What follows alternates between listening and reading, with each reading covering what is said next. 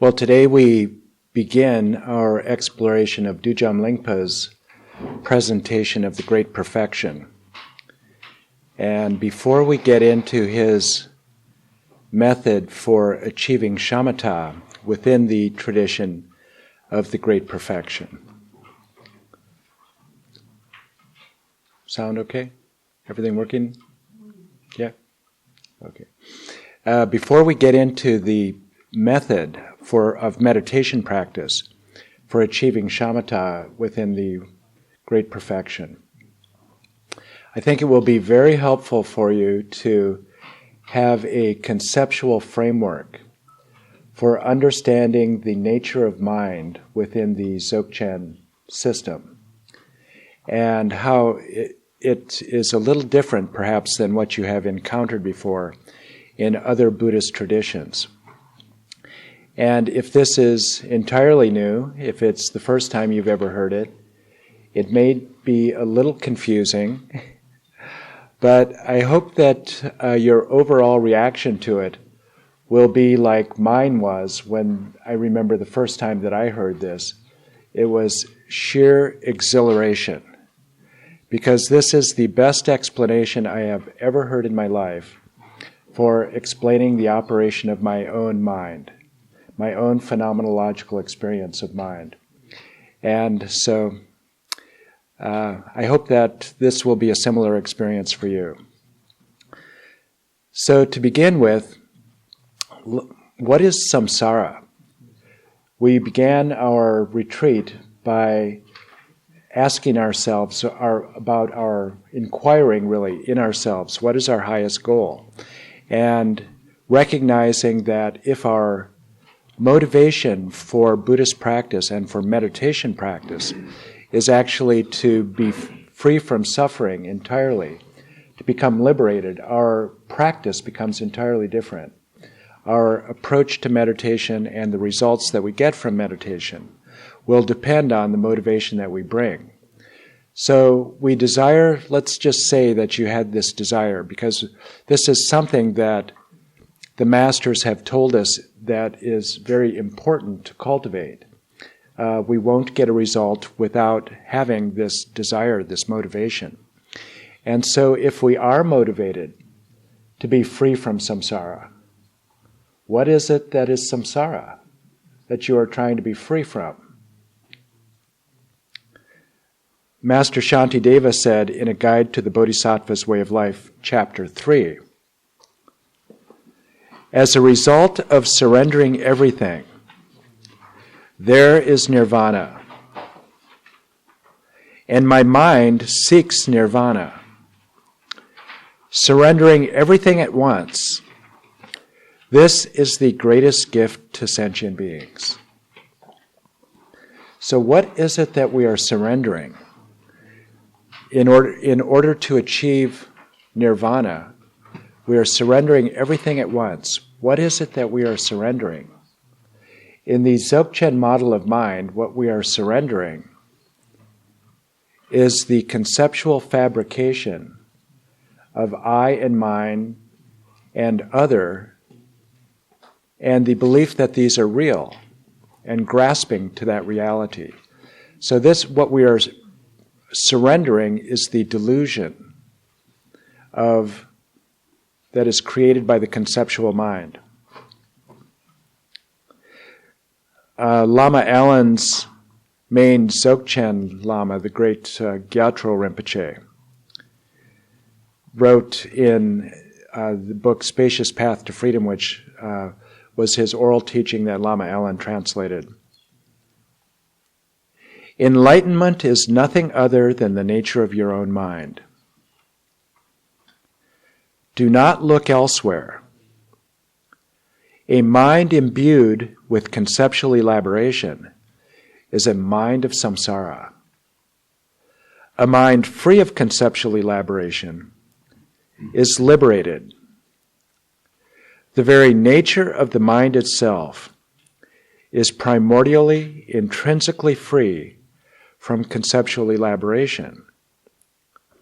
Consequently, when we abide in that state, we are abiding in the essential nature of the mind, that is nirvana. So this is the clearest explanation that I have ever seen, really, of what the experience of nirvana is and what the experience of enlightenment, what the experience of nirvana is and what the experience of samsara is. Samsara being a world that is created and conditioned by the conceptual mind. Simply that. And so this is something that we can observe at work, moment to moment, in our experience.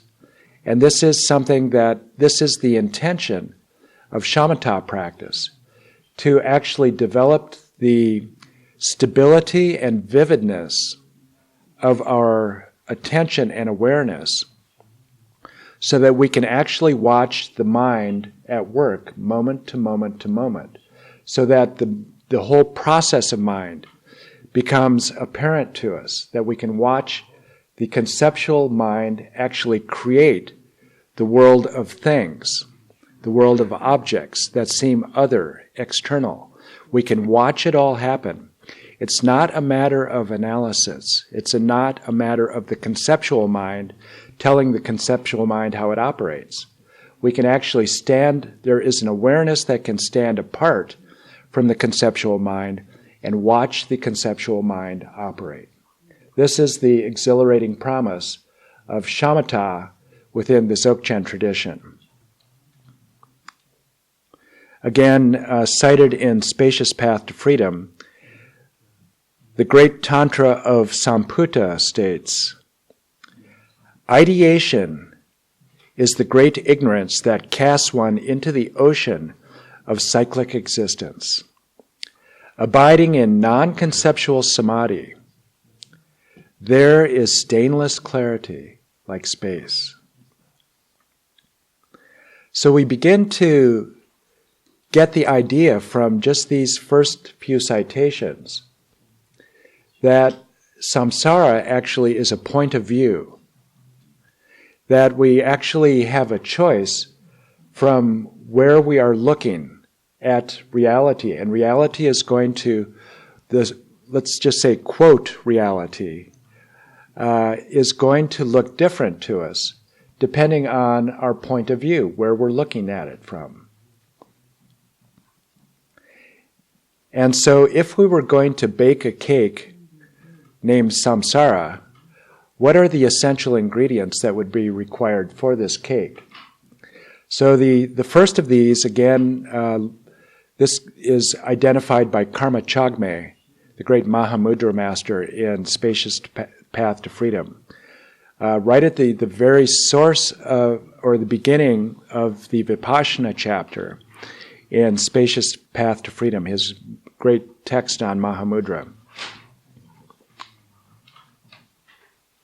So what is it that is the source of samsara? It's identifying I as my body and mind.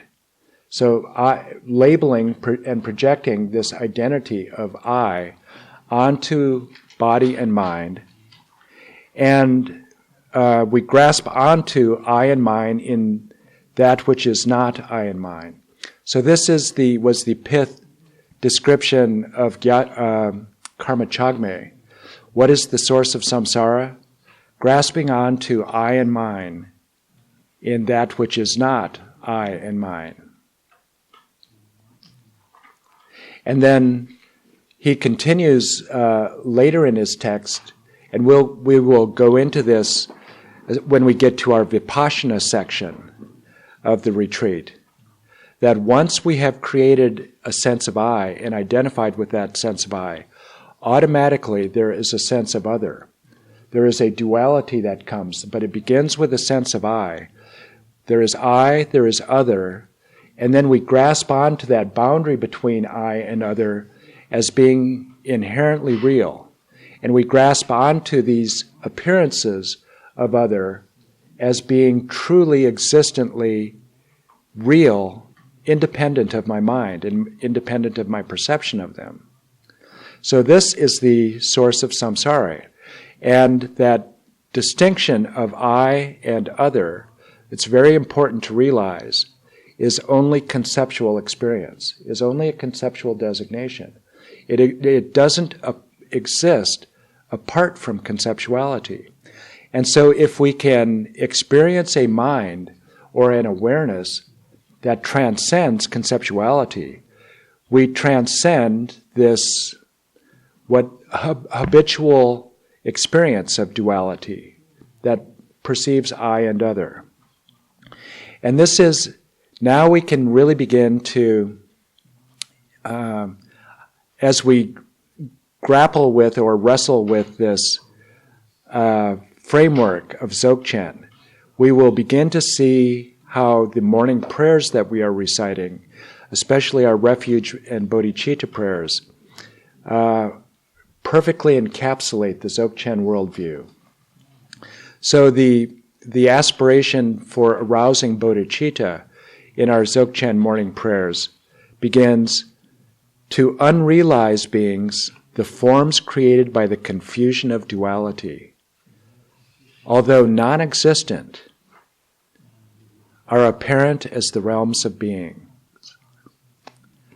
So to unrealized beings, to samsaric beings, basically, this confusion of duality, even though it creates appearances that don't exist, they are apparent, they appear to these unrealized beings as the three realms, as the realms of beings. So there are two reasons that we are not experiencing pristine awareness right now, that we do not. So I had mentioned that earlier, that in the Dzogchen worldview, all the bodies of a Buddha are available to us right now in our ordinary moment of perception, but they're obscured. So what is it that is obscuring them? So first of all, it is grasping to I and mine in that which is not I and mine. We identify with the body, speech, and mind of a sentient being. And then the second answer to that question, why are we not experiencing our Buddhahood right now, is that, or what is the, you could say, what is the difference between a Buddha and a sentient being? And the answer that is given in Dzogchen is that a Buddha simply knows who they are, and a sentient being doesn't. A sentient being is confused by identifying with this conceptual projection of I onto the body and mind. And so Shamata practice is the first, and the achievement of Shamata is the first step in cutting through these reified projections of I onto the body and mind, to experience an awareness that exists beyond this identification of I.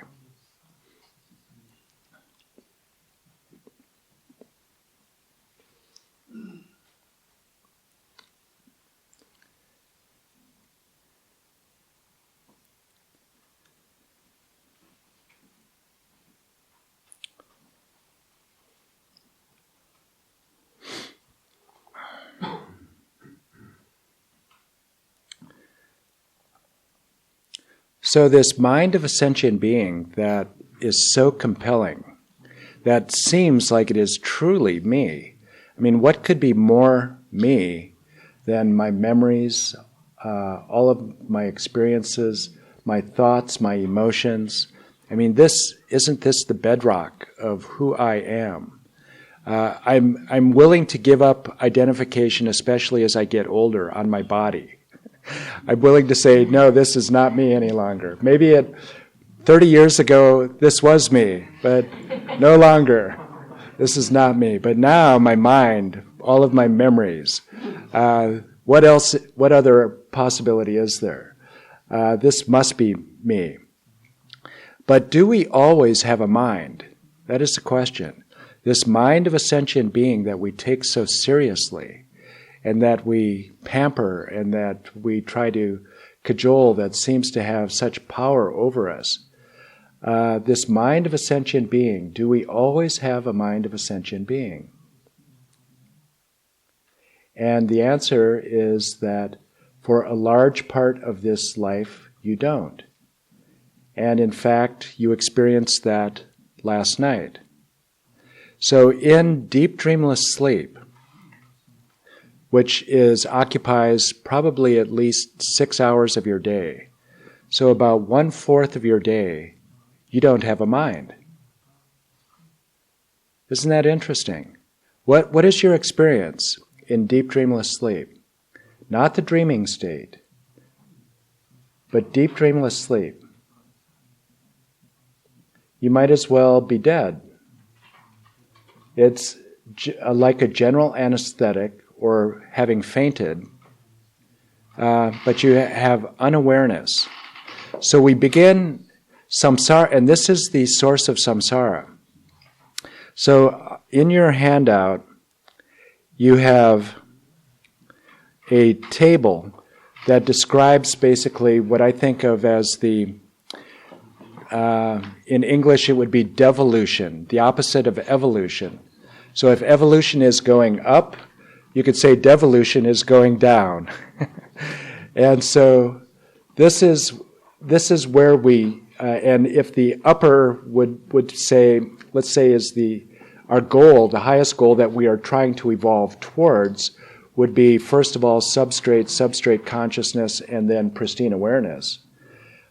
Then how is it that we end up down with all the steps that lead us to a conceptual mind, and then not only a conceptual mind, but the reification, the belief that these concepts are actually true, that they have an inherent existence. So this is the exhilarating description of what I think of as how the world of things comes into existence. And this is described in Dujam Lingpa's text, Vajra Essence.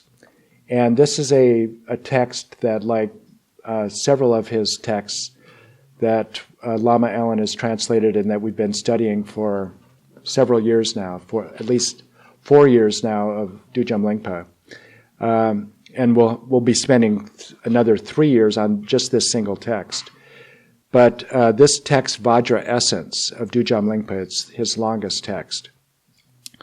And so it all begins, and where we're going to end with this retreat is basically at the top of this chart, which is the ground. And you can think of the ground right now, the ground and pristine awareness, as synonymous. But the ground especially is the ground from which all appearances arise. And so Dujam Lingpa's description of the ground is samsara and nirvana are wholly present as your own perceptions, and they are wholly included within the expanse of the essential nature. This essential nature is called the ground. And we'll go into this in more detail when we get to the point of describing pristine awareness. But all of samsara and nirvana, all possible appearances, emerge out of this ground. And then this is where it gets really interesting, because so you could say the ground would be nirvana. So this is now where we get to the top of the chart, the very first box there is nirvana. This is the ground from which it's actually beyond the technical term of nirvana. So we have at the very top, because the ground is the ground from which nirvana actually arises and samsara arises. So, but now when we get down to substrate, everything substrate and below is samsara. So now we can see how samsara actually emerges. And here is the really crucial distinction. The unaware aspect of the ground is called the substrate, and its pure aspect is called the Dharmakaya. So there's only one ground, but it has two aspects. And what distinguishes these two aspects is one is aware that's Dharmakaya, and the unaware aspect of the ground is called substrate. And so this substrate, this in English called substrate, is a term that Alan Wallace uses for what in Sanskrit is called the alaya, or kunchi in Tibetan. So this is the substrate. So the unaware aspect of the ground is substrate. And then due to its being exhausted in the darkness of unawareness, this very primordial ground, like space, which enables all appearances to arise, is the substrate. So this, even in, there's one ground that has an aspect of awareness and an aspect of being unaware. The unawareness is what is the first step in all of the links of dependent origination that create samsara.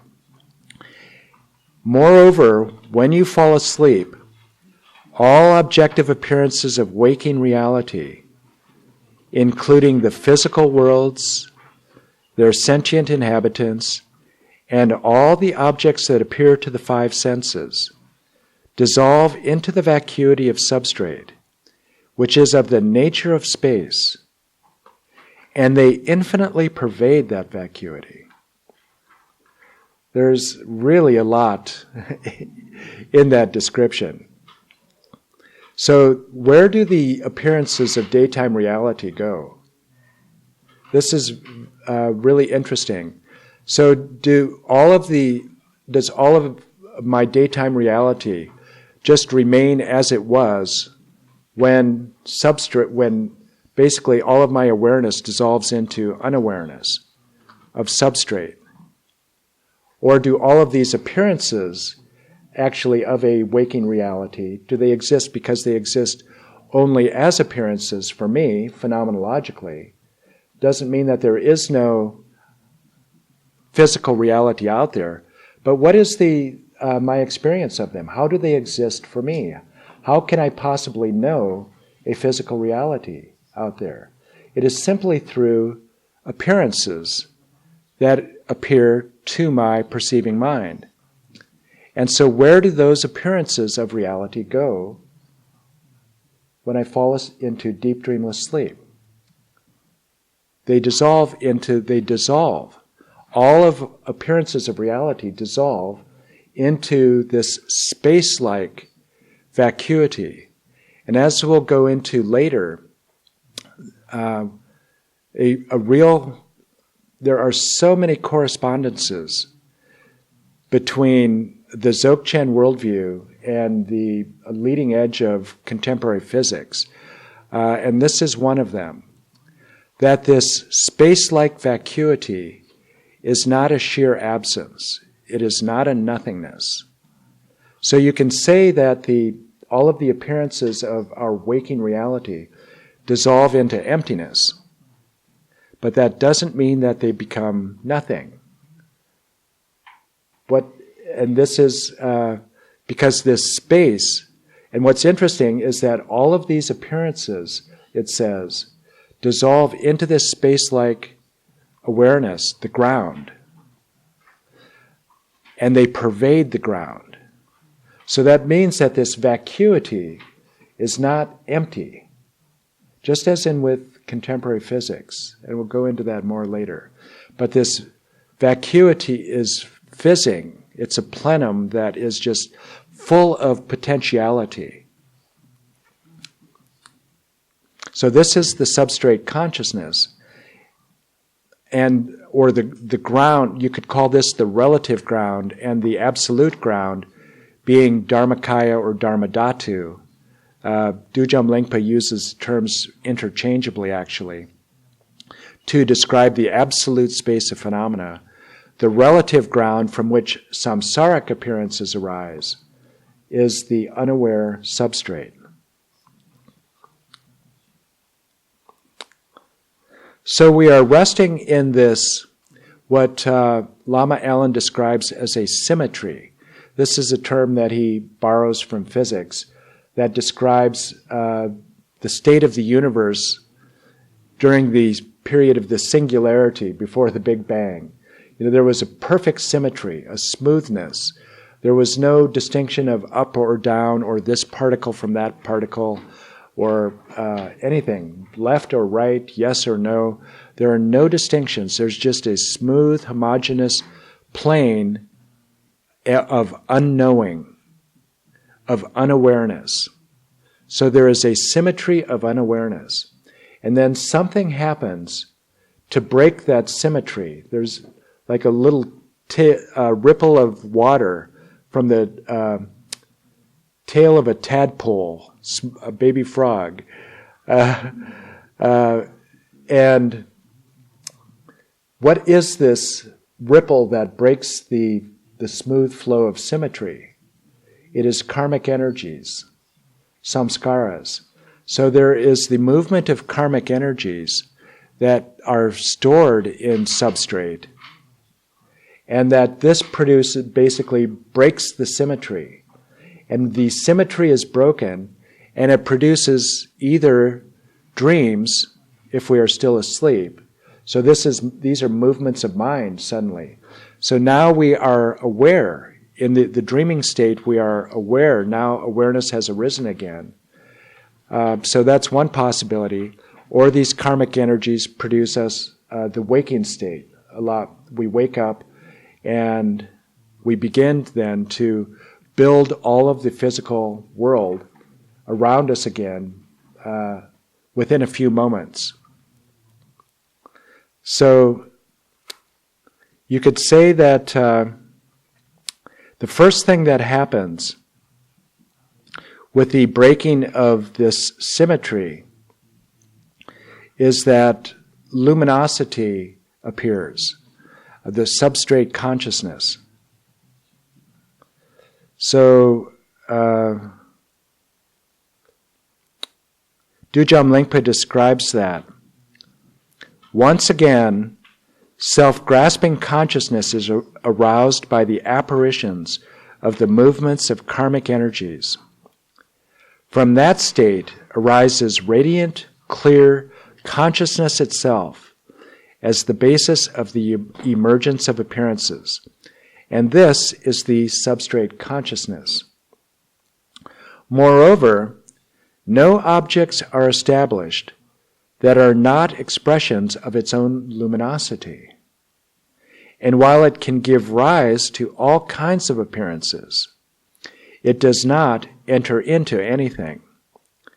This is like planets and stars appearing in lucid, clear water, like reflections appearing in a lucid, clear mirror, and like the physical worlds and their sentient inhabitants appearing in lucid, clear space. In the same way, appearances emerge as the empty, clear substrate consciousness. So with the movement of these karmic energies, there is the emergence of substrate consciousness, which had, like all other appearances, been dissolved into substrate consciousness.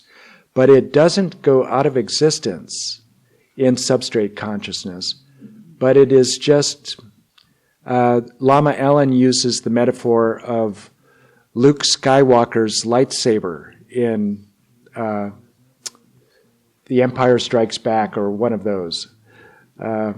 So basically, when in substrate, the substrate consciousness is veiled, or it is sheathed. It's like a sword, the lightsaber inside the scabbard, and so it doesn't have any luminosity. But as soon as the karmic energies stir, then whoosh, out comes the lightsaber, and then on with the battle. So now there are two things. There is substrate, and there is substrate consciousness. So these karmic energies are like in the mountains, you have a rock that starts rolling downhill, and then it hits another rock that sets off several more rocks in motion, and suddenly you have a landslide. So this is like an avalanche that is started by a single point, and the single point is the stirring of karmic energies. And first of all, you have these two things, substrate and then the luminosity of substrate consciousness.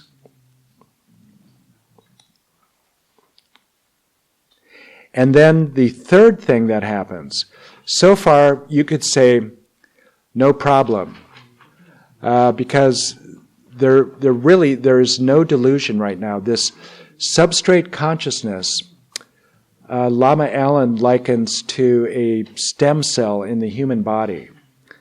So a stem cell in medical science is the type of cell that can become any other cell. So when you have these stem cells, they can become a brain tissue, heart tissue, lungs, or anything. And so this is part of medical research, hoping to grow these stem cells into particular cells. And what determines what kind of cell or tissue a stem cell turns into is the particular environment that it's placed in. So with all of the surrounding enzymes and all of the other things that go into making tissues, this stem cell then will grow into becoming brain tissue or lung tissue, etc. So far, this is the consciousness, the substrate and substrate consciousness that we share with all sentient beings. So this really is a profound basis for compassion. This is something that we all share. This is very primal. This is not even differentiated yet as a human being.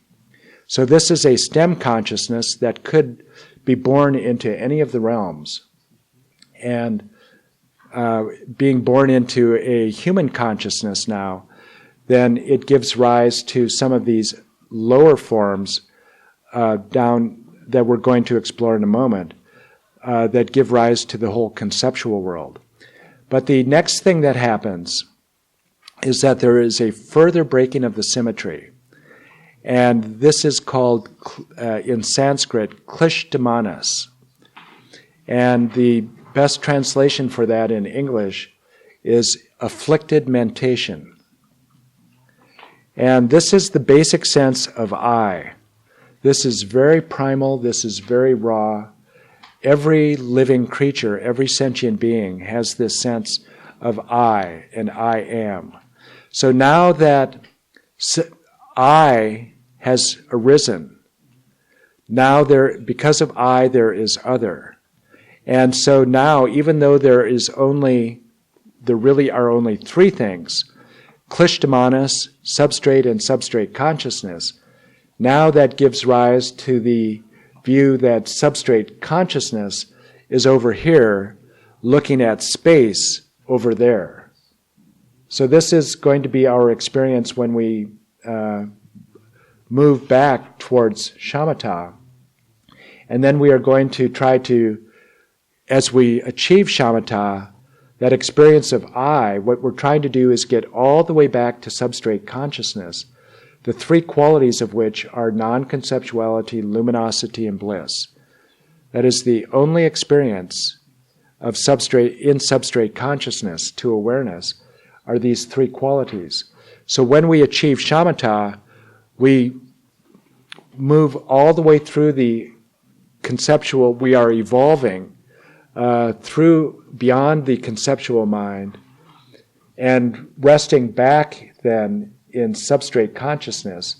And this is why the experience of Shamata is non-conceptuality, luminosity, and bliss.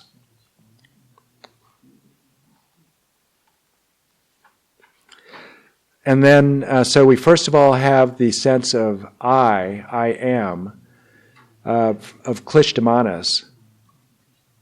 And then this triggers another emergence, and this is mentation, or you could say mental consciousness, or the beginnings, a very primal mental consciousness. And Dujam Lingpa writes, as this becomes entrenched, basically as this sense of I becomes entrenched, it is made manifest, and so-called mentation arises, which is the basis for the emergence of appearances, revealing the aspect of luminosity. So this mentation actually is the basis from which all appearances arise. And all of these appearances in reality are nothing other than an expression of the luminosity or the luminous nature of the mind. And there are two types of mentation. And in Sanskrit, this mentation is called manas. There are two types of manas or mentation, a subtle and a coarse. So as the landslide continues down the mountain, we first have subtle mentation. So this is a factor of mind, and it's still very primitive. And it basically is the factor of discrimination. So this is what allows us to discriminate this from that. This is the first basic element, or the most primal form of mentation. So in the most basic form of mentation is distinguishing the 5 sense appearances, basically, and distinguishing one from another. So at this point, our experience is not all blended into one, like a smoothie of all possible sense experiences. But auditory hearing is separate from seeing, which is separated from smell, which is separated from taste. So this is subtle mentation. We basically have the 5 sense fields all being individual expressions of luminosity. But at this point, it's still not conceptual, our experience. It is still very raw and very primal experience of only sight, sound, hearing, or taste, all of the 5 senses. So again, you can, all very, very simple sentient beings experience this as well. So you can think of this as like being a prism, this subtle mentation, and a prism that refracts sunlight into 5 different colors of the 5 different sensory consciousnesses. And then this devolution, the landslide, continues now into coarse mentation. And for the first time, then with coarse mentation, we get into conceptuality. And at first, this conceptuality is not verbal. It doesn't depend on language. And so this is an ability to not only distinguish this from that as sound, but a particular sound, and identify a particular sound with a particular object, even though this doesn't require language to do that. So a very good expression of that. So animals, for instance, would obviously have this ability of conceptuality. And a fetus in a mother's womb actually also has this. In the 3rd trimester, research has shown that a fetus can distinguish its mother's voice from all other voices. So what conceptuality does, is cut up reality. So all of the possible appearances of all the colors and shapes, movements, textures, everything that I perceive in this room, conceptuality is like a cookie cutter that stamps out individual objects with boundaries. And so this is exactly what a fetus in the womb is doing. This is my mother's voice and everything else. And then Dujam Lingpa continues, from this, the 5 types of appearing objects arise, and with the reification of them, there is clinging and delusion. So now we get full-blown conceptuality, not only with just distinguishing this from that, but labeling it. And then not only when we label it as being, we perceive it as being real objects that exist independent of my perception. So at this point, the way that reality appears to us is that I am just a sensory perceiving apparatus over here that is just perceiving a reality that exists out there independent of me. And my whole task of seeing the world truly is just to get an unbiased or noise-free, in the sense of scientific research, without anything that is adding unnecessary, unimportant data to it. So to get noise-free data about this world that exists out there independent of me. That's the mind of delusion that perceives the world that way. Called oftentimes simple-minded realism. The belief that I am here simply perceiving a world that exists over there. So this is the reification of the reification of the conceptualized world. And then Dujam Lingpa says, in this way, when all appearances and mindsets arise in their natural order. And so here, appearances mean appearances of objects, of other, and mindsets is a term that Lama Allen uses to refer to subjective states.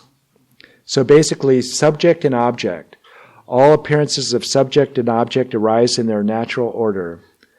The whole of samsara appears. And then this is the exhilarating part for our shamatha practice.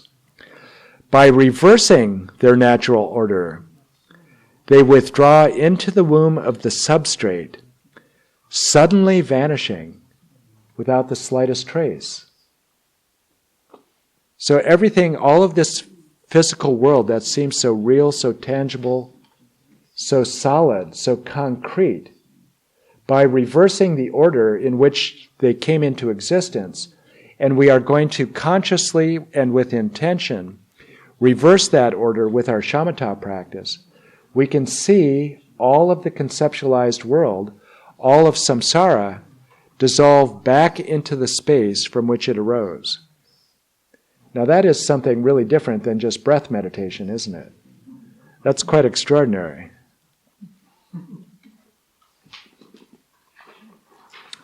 So we have the practice that we are going to be exploring as our main shamatha practice, which is called taking the impure mind as the path. So now you get an idea of what that impure mind, that term, impure mind, refers to. It is this mind that is created downstream from conceptuality, from substrate, that arrives at conceptuality. So that is, and in Dujam Lingpa's shamatha practice, we actually take that impure mind, all of these appearances of conceptual mind, as our object of shamatha practice. And by doing that, we actually reverse the whole process that brought us to this conceptualized state. We reverse conceptuality, and we end up back at substrate consciousness, where the whole process comes from, essentially. We go through substrate and end up at substrate consciousness when we reverse it, actually, but we'll get into that. And so this is the perfect practice for actually taking the impure mind as the path is the perfect practice for reversing the whole process that created conceptuality. And what we are going to be doing is basically watching mental appearances arise, like as Dujam Lingpa describes it, a shepherd watching his flock grazing on a distant hillside. So we're going to be watching them, observing them, witnessing them, but we are not going to be fusing with them. We're not going to be identifying with them. Because remember, the important point about substrate consciousness is that it makes, because of the luminous nature of substrate consciousness, it makes all appearances possible. This is really the basis of all appearances. It illuminates all appearances, but it does not become them. And so that's what we are going to try to do with our Shamata practice, is to recognize, rest in this awareness that illuminates appearances. It makes them knowable, but it doesn't become fused with them. It doesn't become identified with them. And if it does that, then you just see appearances arise and you see them dissolve again, back into the ground from which they arose. And it is when we fuse with them, when the conceptual mind fuses with an appearance that arises, identifies with it as being real, that's when the mind goes wandering. And we forget actually that we're dreaming.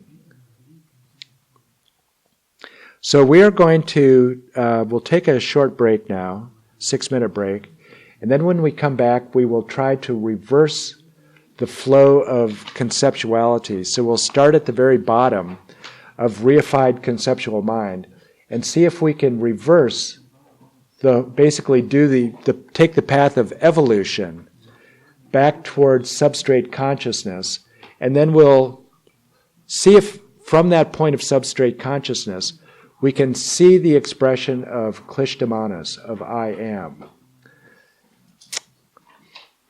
So we will do that when we come back, and let's just come back at 10:26.